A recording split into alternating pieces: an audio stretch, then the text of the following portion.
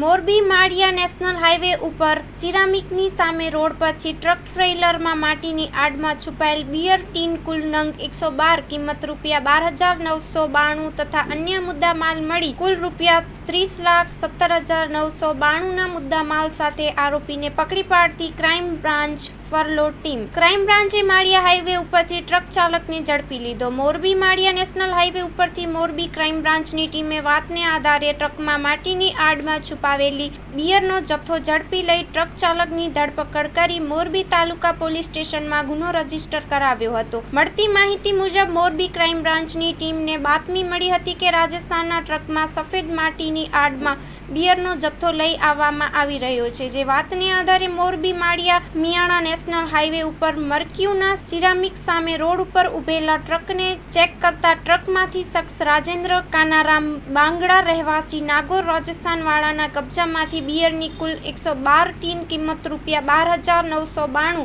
તેમજ 5,000નો mobile phone અને 30 લાખનો ટ્રક મળી કુલ કિંમત ₹30,17,992નો મુદ્દામાલ જપ્ત કરી તપાસમાં જે ખુલ્લે તે તમામ વિરુદ્ધ મોરબી તાલુકા પોલીસ સ્ટેશનમાં ગુનો રજીસ્ટર કરાવ્યો. Report by Solanki Himanshu, Morbi.